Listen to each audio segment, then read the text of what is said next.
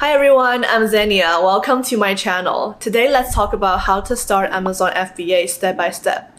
The first step is to register to become a seller. You can do that on sellercentral.amazon.com. You will need to have a driver's license or passport ID ready.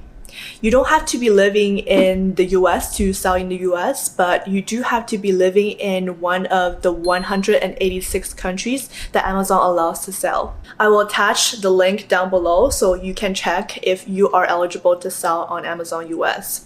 For the Amazon Seller Central account, there's basically two types of plans you can choose from, the individual plan or the professional plan. For the individual plan, you basically get charged an Amazon fee per item, and you have limited access to certain features for selling on Amazon. For the professional plan, you basically pay $39.99 per month, and the charges will be deducted directly from your monthly earnings. It's highly recommended that you sign up for the professional plan for various reasons. In short, it is going to help you maximize profits and minimize any delay in having your account reviewed. The next step of starting an Amazon FBA business is to find a winning product. Now you might be thinking, how would I know what product would sell on Amazon and make me money?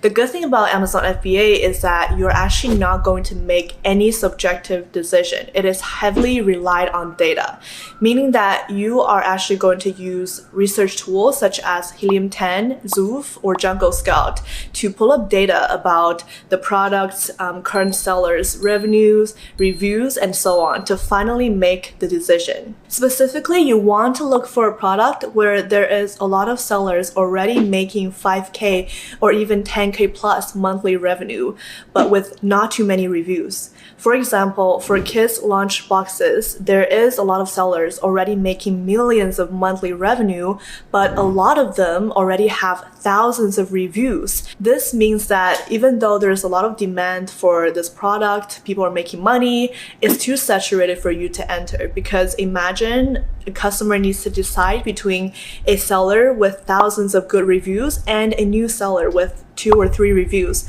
Which one is he going to choose?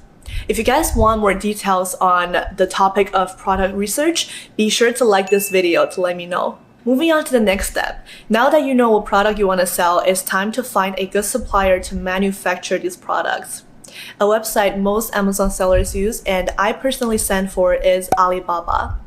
You're going to basically browse on Alibaba to find certain suppliers, order samples from them to see the quality of each sample, and to finally decide which supplier you want to go with. Now, it's really important that you order samples from different suppliers to actually see and touch the product to finally find the best quality supplier, because this supplier is actually going to manufacture all the products you're going to sell in the future on Amazon. And it's really important that you have good quality, because that's really going to help you have more good reviews and eventually help you generate more sales on Amazon. Now you might be thinking, how many units should I order for the first time? A general rule of thumb is 500 to 1,000 units. I personally ordered 1,000 units for the first time because I really don't want to run out of stock and in turn lose my ranking. So really just find a balance between not selling out too fast and not breaking your bank to purchase all the inventory. Once the factory tells you that the products are manufactured, it's time to work with the inspection company to make sure the products are actually made up to standard. Now, this is not mandatory, but it's highly recommended, especially for the first time you're working with the supplier, because you want to make sure there is no bad quality products that will later result in bad reviews, which will in turn really hurt your listing. After the inspection and making sure that all the products are good to go, you need to work with the freight forwarder to ship your inventory. Be sure to check the contract that the terms are DDP, which stands for Delivered Duty Paid. Trust me, this really is going to save you a lot of headaches, because DDP basically means that everything you paid includes the shipping fee and the duty. So really, you don't have to worry any of the customs or any of the complicated things. You essentially pay once, and then the products will be shipped directly to the Amazon warehouse. While your inventory is on its way to Amazon, it's time to create your branding and Amazon listing.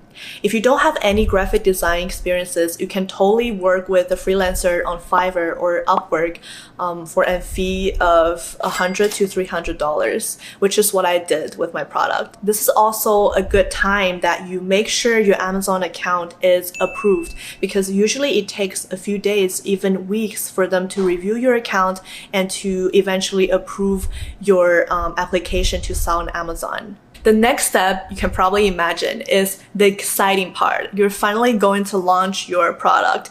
By this time, your inventory should have already arrived at the Amazon warehouse.